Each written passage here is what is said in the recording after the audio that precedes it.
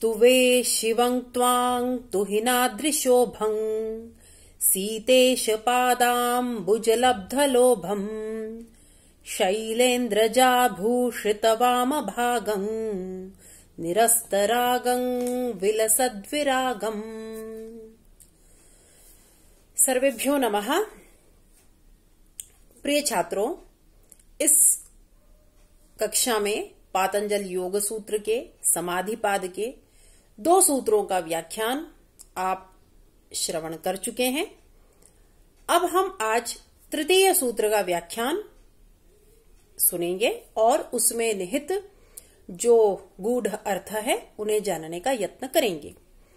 तो आपने जैसे दूसरे सूत्र में यह जाना कि योग क्या है, चित्त वृत्ति का निरोध।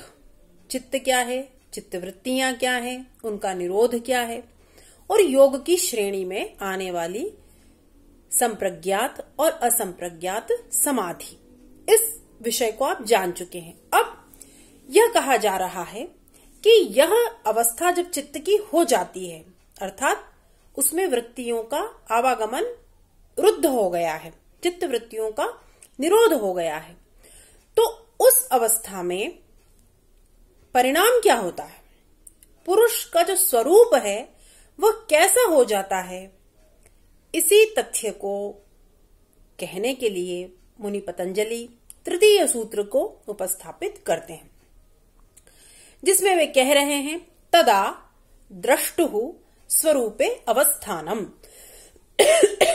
अब सामान्य अर्थ क्या हुआ, तदा उस समय क्या हो जाता है, दृष्टा अर्थात पुरुष का अपने ही स्वरूप में अवस्थान हो जाता है, अपने ही स्वरूप में वह स्थित हो जाता है। अब यहां तदा उस समय का तात्पर्य क्या है, असंप्रज्ञात योग की जो दशा है, असंप्रज्ञात योग की जो अवस्था है, उस अवस्था में पुरुष अपने स्वरूप में प्रतिष्ठित हो जाता है। कैसे, जैसा वह कैवल्य दशा में रहता है। और अन्य समय में अर्थात जब चित्त अपने व्युत्थान काल में रहता है, जब वृत्तियों का आवागमन निरंतर बना हुआ है, तब तो वह पुरुष अपने स्वरूप में नहीं रहता, अर्थात वह पुरुष का मौलिक स्वरूप नहीं है, वह उसका वास्तविक स्वरूप नहीं है। तो वह जो अवस्था है वह कैसी अवस्था है, निरोध संस्कार मात्र अवशिष्ट अवस्था, जहां पर केवल निरोध संस्कार मात्र अवशिष्ट है। ऐसी अवस्था में जब चित्त आ जाता है तब यह स्थिति संभव होती है। क्यों ऐसा होता है, विषयों के अभाव के कारण, कोई ध्येय विषय नहीं है, वृत्तियों का निरोध हो गया है, इसीलिए पुरुष की अपने स्वरूप में स्थिति हो जाती है। चूंकि पुरुष बुद्धि के बोध या ज्ञान का ही प्रतिसंवेदन करता है, इसलिए जब बुद्धि वृत्ति शून्य हो गई, सभी वृत्तियों का निरोध हो गया, तो कोई संवेदन नहीं होगा, कोई ज्ञान नहीं होगा, अर्थात बुद्धि किसी भी प्रतिबिंब का ग्रहण ही नहीं करेगी। उस दशा में पुरुष का क्या रूप होता है, उसकी जो सत्ता है वह कैसी दिखाई देती है, इसी प्रश्न का उत्तर इस सूत्र में पतंजलि दे रहे हैं। तदा द्रष्टुः स्वरूपे अवस्थानम। पुरुष की स्थिति अपने ही रूप में होती है, वह केवल अपने उस चिन्मात्र स्वरूप में प्रतिष्ठित हो जाता है और उस दशा में किसी भी पदार्थ का प्रतिसंवेदन वह नहीं करता। तो आप यह समझे कि वह स्थिति क्या है, असंप्रज्ञात सिद्धि काले, असंप्रज्ञात समाधि सिद्ध हो चुकी है, निरोध अवस्था हो चुकी है, और इसीलिए वह पुरुष अपने स्वरूप में, अपने चैतन्य मात्र रूप में प्रतिष्ठित हो गया है, जैसा कि कैवल्य की दशा में होता है।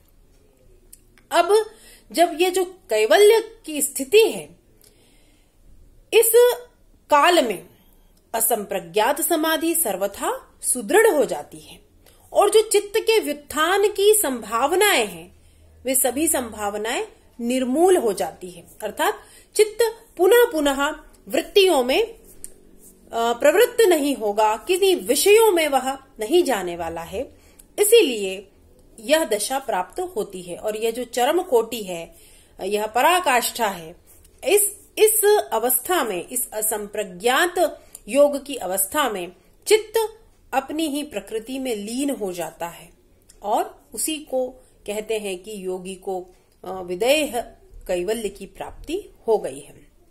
और असंप्रज्ञात समाधि के संदर्भ में तो जो संप्रज्ञात समाधि की स्थिति है वह भी व्युत्थान दशा है ना, क्योंकि हमने देखा है कि जो संप्रज्ञात योग है वहां तो विषय बने रहते हैं, क्योंकि सात्विक वृत्ति अभी अवशिष्ट है। इसीलिए व्युत्थान काल से संप्रज्ञात समाधि काल और उसके पूर्व के संपूर्ण काल का ग्रहण करना चाहिए, यह यहाँ पर तात्पर्य है मुनि पतंजलि का। तो आपने इस तरह से देखा कि यह जो स्थिति है यह असंप्रज्ञात योग की अवस्था है और इसीलिए तदा शब्द का एक विशेष अर्थ है जो कि आपने जाना। अब जो क्षिप्त आदि भूमियों में जो समाधि होती है उन्हें भी हम योग की श्रेणी में हम नहीं मानते, ऐसा पहले ही कहा जा चुका है। आपने इस तथ्य को कई बार श्रवण कर लिया है। अब कोई ऐसा प्रश्न मन में नहीं होना चाहिए कि योग और समाधि दोनों का ही लक्षण चित्त वृत्ति निरोध है। ऐसा यदि कोई शंका उत्पन्न भी हो रही हो तो इस तृतीय सूत्र से इस शंका का समाधान हो जाता है कि ये जो तदा शब्द है इससे केवल असंप्रज्ञात योग ही अभिप्रेत है, क्योंकि उसी काल में सभी चित्त वृत्तियों का निरोध होता है और जब सभी चित्त वृत्तियों का निरोध होने पर ही कैवल्य की प्राप्ति होती है तो तभी दृष्टा अपने वास्तविक स्वरूप में प्रतिष्ठित होता है। तो ये जो तदा शब्द का अर्थ है यह विशेष रूप से टीकाकारों ने, भाष्यकारों ने कहा है। संप्रज्ञात और असंप्रज्ञात समाधि में ही चित्तवृत्ति निरोध होता है, किंतु जो सर्ववृत्ति निरोध की दशा है वह असंप्रज्ञात योग ही है। इसीलिए उसी दशा में दृष्टा की अपने स्वरूप में प्रतिष्ठा होती है। तो इस तरह से आपने इस सूत्र का विस्तार से अर्थ समझ लिया है, ऐसा हम कह सकते हैं। संप्रज्ञात समाधि की सिद्धि हो जाने पर जीवन मुक्ति हो जाती है। देह मुक्ति अभी नहीं हुई है, देहपात का अभी विलंब है, किंतु उस स्थिति में भी जो लौकिक क्लेश होते हैं उनकी ओर तो योगी पतित नहीं होता और फिर स्वतः क्रमिक भोग करते हुए प्रारब्ध संस्कार क्षय होते ही दृष्टा की अपने स्वरूप में प्रतिष्ठा हो जाती है। इसीलिए संप्रज्ञात योग को भी हमने जो है वह बार बार रेखांकित किया है कि वह भी योग की श्रेणी में आता है, क्योंकि वह भी उसकी पूर्वकालिक अवस्था ही है। जो हम कहते हैं कि जीवन मुक्ति तो प्राप्त हो ही चुकी है, उस साधक को अब केवल देह मुक्ति की उसे प्रतीक्षा है। किंतु जो क्षिप्त, मूढ़ और विक्षिप्त भूमियां होती है उसमें तो यह स्थिति कभी भी संभव नहीं होगी। इसीलिए वे तीनों ही समाधियां योग नहीं है, संप्रज्ञात और असंप्रज्ञात ही योग की श्रेणी में आती है। तो यदि कोई यह भी कहे कि जब संप्रज्ञात समाधि को भी योग की श्रेणी में माना गया है तो उसमें भी यहाँ जो तदा शब्द से अभिप्रेत है उसे भी मानना चाहिए, तो हम उसे यही उत्तर दे सकते हैं कि वह वही दशा है। संप्रज्ञात योग में भी हम यह कह सकते हैं कि अब जो साधक है वह अपने इस देह के पातका की प्रतीक्षा में है और इसीलिए यह भी इस योग की श्रेणी में आता है। किंतु जो उत्कर्ष है वह तो असंप्रज्ञात योग या निर्बीज समाधि ही है।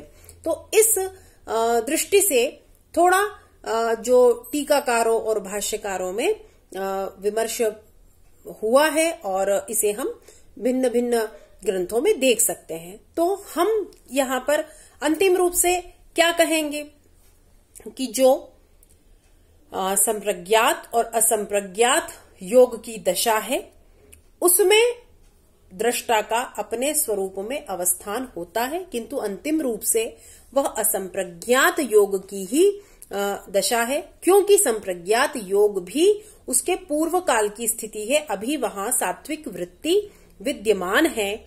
इसीलिए हम बिल्कुल दृढ़ता से यह कह सकते हैं कि यद्यपि संप्रज्ञात योग भी योग की श्रेणी में आता है, तथापि दृष्टा का अपने स्वरूप में अंतिम रूप से जो अवस्थान है, जो कैवल्य है, वह तो असंप्रज्ञात योग की दशा में ही प्राप्त होता है, निर्बीज समाधि की दशा में ही प्राप्त होता है। तो इस तरह से हमने यह जाना कि कैवल्य दशा क्या है और व्युत्थान काल की दशा क्या है चित्त की। अब और भी स्पष्ट करने के लिए अगले सूत्र में यह बात कही जा रही है कि जो इस दशा से विपरीत दशा है, अर्थात तदा दृष्टु स्वरूपे अवस्थानम की चर्चा हो गई। अब जब दृष्टा अपने स्वरूप में स्थित नहीं रहता तो फिर वो कैसा रहता है, इसे भी स्पष्ट कर देने के लिए, अर्थात चित्त अपने व्युत्थान काल में किस तरह का होता है और ये जो चिति शक्ति है यह किस रूप में प्रतीत होती है, इसको बताने के लिए चौथा सूत्र कहते हैं वृत्ति सारूप्य मितरत्र। अर्थात ये जो व्युत्थान काल में जो पुरुष की स्थिति है, जो दृष्टा का स्वरूप है, वह कैसा होता है, तो का चित्त वृत्तियों के समान रूप वाली ही वह चिति शक्ति जो है वह प्रतीत होती है। वृत्ति सारूप्य मितरत्र, यह इस अगले सूत्र में स्पष्ट कर दिया है। जो दूसरी दशा है, अर्थात चित्त के व्युत्थान काल की जो दशा है, जिस समय वृत्तियां चित्त को घेरे हुए हैं, तो व्युत्थान काल में जैसी जैसी चित्त वृत्तियां बनती है, पुरुष का जो स्वरूप है वह भी वैसा ही वैसा प्रतीत होता रहता है। पुरुष और बुद्धि दोनों का दर्शन एक ही रूप का होता है और यह दर्शन बुद्धि वृत्तियों के रूप का ही होता है। जैसी जैसी वृत्तियां होंगी वैसा वैसा पुरुष का स्वरूप होता है। चित्त चुंबक के समान सन्निहित मात्र होकर जो है वह उपकार करता रहता है, अर्थात पुरुष में प्रतिबिंबित होकर पुरुष रूपी स्वामी का दृश्य होता हुआ उसका स्व अर्थात स्वरूप बनता चला जाता है। इसीलिए पुरुष को जो चित्त वृत्ति ज्ञान होता है, उसका जो बुद्धि के प्रति संवेदन होता है, उसमें जो पुरुष और बुद्धि का अनादि संबंध है वही कारण है, और इसी कारण से पुरुष वैसा ही दिखाई देने लगता है जैसा कि चित्त की वृत्तियां बनती चली जाती है। तो चित्त वृत्तियों के साथ समान रूपता होती है उस दशा में अर्थात चित्त के व्युत्थान काल की दशा में। प्रायः यही दशा मनुष्यों की रहती है। जिस जिस रूप की वृत्तियां बनती जाती है उसी रूप के समान ये चिति शक्ति प्रतीत होने लगती है। तो चिति शक्ति की जो प्रतीति है वह तत्तद रूप से होती है। चिति शक्ति का रूप परिवर्तन नहीं होता, अपितु यह एक अनुमेय स्थिति है। बुद्धि की वृत्तियां विषयाकाराकारित होती रहती है। जैसे कि जब घट को देखा तो बुद्धि वृत्ति क्या हो गई, घटाकाराकारित। पट को देखा तो पटाकाराकारित हो गई। अब उस वृत्ति को यह अभिमान होता है, अहम घट रूपा वृत्ति, अहम पट ज्ञानवती, इस तरह का। अर्थात जो जो वस्तु हम देख रहे हैं, हम पुस्तक देख रहे हैं तो हमारी बुद्धि वृत्ति उस तरह की बन जाती है। तो वह कोई स्थायी स्वरूप हो जाता है ऐसा नहीं है, अपितु यह एक अनुमेय स्थिति होती है। तो इस तरह से बुद्धि वृत्तियां विषयाकाराकारित होती रहती है। जैसा विषय आपने देखा वैसी वैसी वृत्ति बनती जाती है और उसमें अभिमान का जो है वह अभिमान की उत्पत्ति होती है कि मैं ऐसी हूं, मेरा स्वरूप इस प्रकार का है। तो यह वृत्ति का अभिमान है, वृत्ति का उपराग है। और यह उपराग ही चिति शक्ति में बुद्धिवृत्ति का प्रतिबिंबन है। और चिति शक्ति में यह प्रतिसंवेदन प्रतिबिंब होता है, तो वैसा ही पुरुष का स्वरूप होता जाता है, वैसा ही उसका स्वरूप दिखाई देता है। किस दशा में? व्युत्थान काल की दशा में। तो इस तरह से जो दूसरा काल है उसके बारे में स्पष्ट किया है। तो अभिप्राय आपने जाना कि जो व्युत्थान दशा है चित्त की, उसमें पुरुष और बुद्धिवृत्ति का प्रकाशन समान आकार वाला हो जाता है, अर्थात एक ही प्रकार का हो जाता है। यही संयोग की दशा है। अब इसका कारण क्या है कोई पूछे तो आप क्या कहेंगे? तो भाष्यकार ने बहुत अच्छा यहाँ उदाहरण दिया है। चित्तम अयस्कांत मणिकल्पम। चित्त कैसा होता है? अयस्कांत मणि की तरह, चुंबक के समान। चुंबक को अयस्कांत मणि कहते हैं संस्कृत में। अयस अर्थात लोहा और कांत अर्थात जो अत्यंत प्रिय होता है। तो ऐसा जो हमने देखा है लोक में, चुंबक क्या करता है?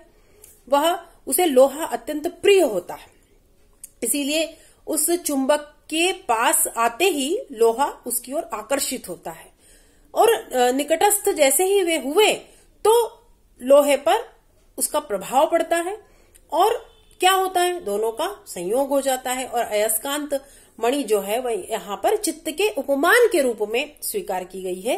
तो चित्त भी ऐसे ही विषयों के संपर्क में आता है, आकृष्ट होता है और उनका संयोग हो जाता है और दोनों एकाकार हो जाते हैं। तो चित्त भी सन्निहित मात्र होने पर पुरुष में इसी प्रकार का प्रभाव डालता है। अयस्कांत मणिकल्पम, इस तरह से भाष्यकार ने कहा है। और यह जैसे मैंने अभी आपको स्पष्ट किया कि यह कोई वास्तविक सन्निधि नहीं है, अर्थात वह चुंबक जो है वह लोहा बन गया है या लोहा चुंबक बन गया है, ऐसा नहीं है। अपितु ये एक अनुमेय स्थिति मात्र है। उन दोनों का इतना उनकी सन्निधि हो गई है, उनका संयोग हो गया है कि वो दोनों एक रूप दिखाई देने लगते हैं, समान ही दिखाई देने लगते हैं। तो अब आपने यह जाना कि जो चित्त का जो बोध पुरुष को होता है, उसमें पुरुष का बुद्धि के साथ जो अनादिकालिक सन्निधि रूप संबंध है वह कारण होता है। और यदि आदिकाल से पुरुष का बुद्धि के साथ यह सन्निधि रूप संबंध न होता तो पुरुष को चित्त वृत्ति का प्रतिसंवेदन रूप यह जो बोध है यह भी कदापि नहीं होता। किंतु इस अनादि संबंध के कारण यह संयोग होता है और उस प्रपंच में जो है वह चित्त आकर्षित होता है और वे वृत्तियां चित्त को घेरे रहती है और इसी का निरोध करना तो योग है। इसी के लिए यह शास्त्र जो है उसका प्रणयन किया गया है। तो इस तरह से पतंजलि बड़े ही क्रमिक रूप से, आप देखिए कितने वैज्ञानिक तरीके से वह अपने इस शास्त्र में व्याख्या कर रहे हैं। प्रत्येक सूत्र को आप देखिए कि उनमें कितना जो है वह गूढ़ संबंध है। एक सूत्र एक नया प्रश्न उपस्थित करता है, अग्रिम जो सूत्र है वह उसके उत्तर के रूप में प्रस्तुत होता है और फिर कोई एक नया शब्द आता है, उस शब्द का व्याख्यान करने के लिए फिर एक सूत्र उपस्थित होता है।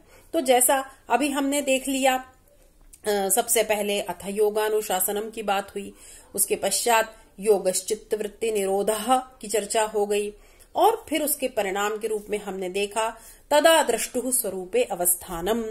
अब यदि वैसा नहीं है तो कैसा है? तो कहा वृत्ति सारूप्य मितरत्र।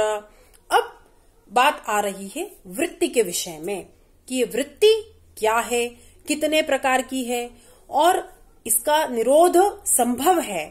तो इसका स्वरूप पहले जाने, तब उसके निरोध के लिए मनुष्य प्रवृत्त होगा।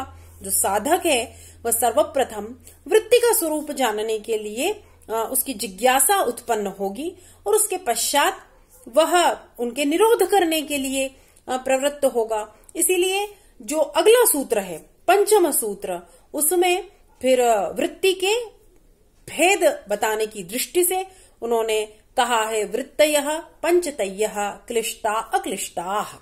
तो मुझे लगता है कि आज इतना पर्याप्त है।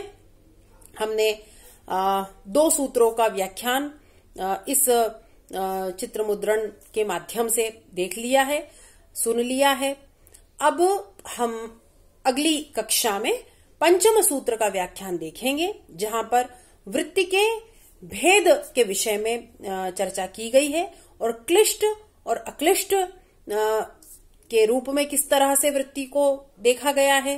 वृत्तियों के बारे में जो विमर्श किया गया है उसे 5 भागों में भी बांटा गया है और अभी जैसा हमने देखा कि असंख्य हो सकती है, क्योंकि सात्विक, राजसी और तामसी इस तरह से वृत्तियों का मूल स्वरूप तो त्रिगुणों के कारण ही है और उसके बाद यह अनगिनत असंख्य हो सकती है, किंतु फिर भी इनको किसी न किसी तरह एक समूह में इनका विभाजन करना उचित प्रतीत होता था। इसीलिए मुनि पतंजलि ने अगले सूत्र में वृत्तियों के विभाजन को प्रस्तुत किया है। तो हम कल की कक्षा में इसका व्याख्यान श्रवण करेंगे। सभी को धन्यवाद। शुभ रात्रि।